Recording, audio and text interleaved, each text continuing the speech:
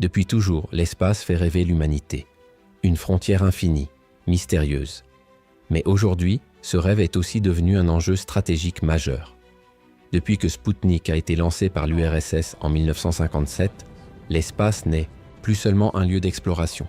C'est un terrain de rivalité, de pouvoir et d'énormes profits.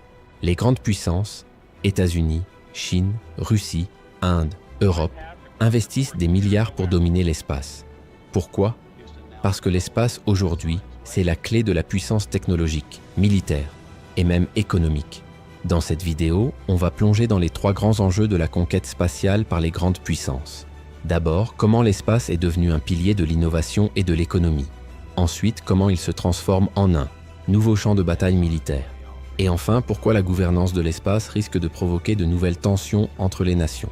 L'espace est plus qu'un lieu. C'est un enjeu stratégique. Et ce que les grandes puissances y font aujourd'hui pourrait bien changer le destin de l'humanité demain.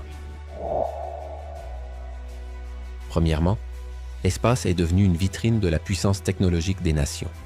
Maîtriser les technologies spatiales, c'est montrer au monde qu'on est à la pointe de l'innovation. Les États-Unis dominent historiquement le secteur avec la NASA et aujourd'hui SpaceX. Mais la Chine progresse à grande vitesse. Elle a sa propre station spatiale, envoie des sondes vers la Lune et prévoit de marcher sur Mars. L'Inde aussi impressionne. En 2023, elle est devenue le premier pays à poser un engin près du pôle sud lunaire. Un exploit à moindre coût qui prouve que la course à l'espace s'ouvre à de nouveaux acteurs. Mais au-delà du prestige, il y a de l'argent. Beaucoup d'argent. L'espace, c'est un secteur économique en plein essor. Les satellites fournissent Internet, les GPS, les prévisions météo, la surveillance environnementale. Et demain, le tourisme spatial, la fabrication en orbite ou encore l'exploitation minière des astéroïdes pourraient rapporter des milliards. Les grandes puissances l'ont bien compris. Et les entreprises aussi. Elon Musk avec SpaceX, Jeff Bezos avec Blue Origin, Richard Branson avec Virgin Galactic. Le New Space change la donne. Aujourd'hui, les fusées sont réutilisables. Les satellites deviennent plus petits, plus nombreux, plus puissants. Le ciel est rempli de constellations comme Starlink, qui promettent de connecter toute la planète. En clair, l'espace est à la fois un laboratoire technologique et un marché immense. Celui qui domine ce domaine domine les communications, l'information, l'économie de demain.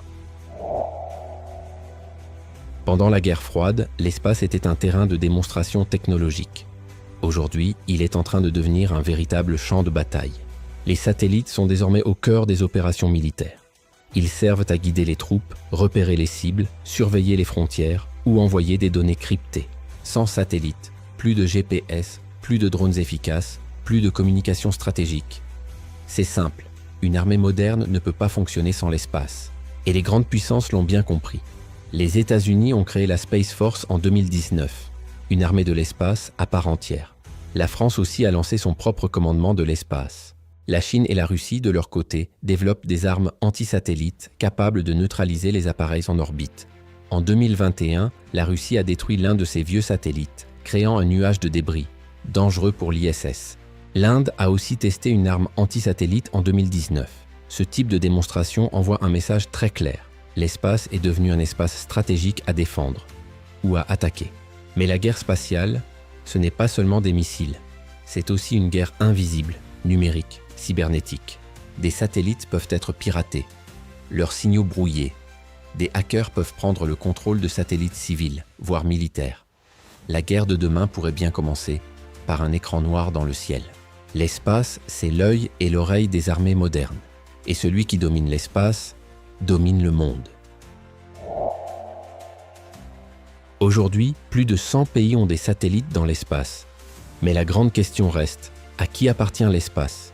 En théorie, l'espace est un bien commun.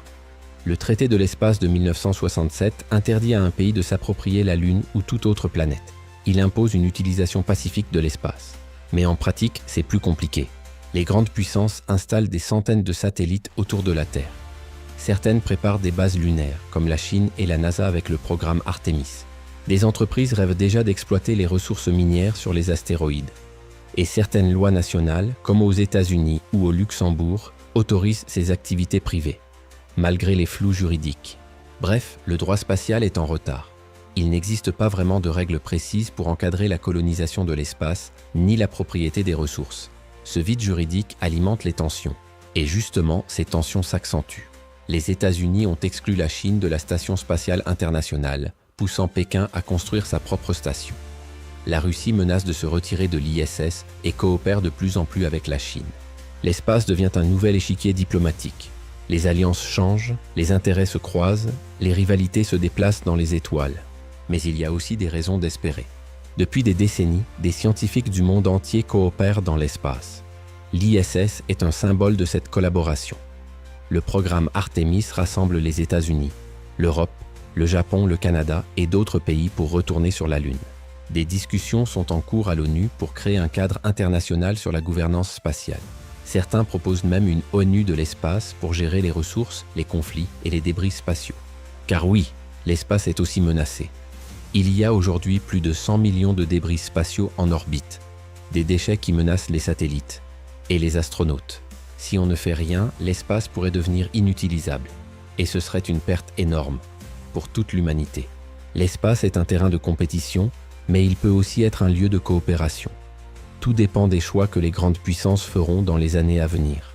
L'espace n'est pas seulement une frontière lointaine, c'est un miroir de notre monde. Ce que nous y faisons reflète nos ambitions, nos rivalités, mais aussi notre capacité à coopérer et à rêver ensemble. Aujourd'hui, l'espace structure nos vies. Communication, navigation, climat, sécurité. Sans lui, notre monde moderne ne tiendrait pas debout. Mais il est aussi en danger. Militarisation, pollution orbitale, course à l'appropriation des ressources. Le risque est réel, celui de reproduire dans l'espace les conflits de la Terre. Et pourtant, l'espace peut être tout autre chose, un terrain d'union, d'invention, d'exploration pour le bien commun. À nous de choisir si nous voulons faire de l'espace une nouvelle guerre ou un nouveau départ.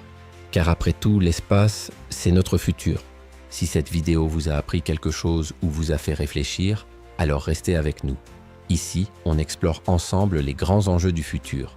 Science, technologie, géopolitique, espace et bien plus encore. Abonnez-vous, activez la cloche et surtout, partagez autour de vous. Car plus on est nombreux à comprendre le monde, mieux on peut le construire. À très vite pour une nouvelle exploration.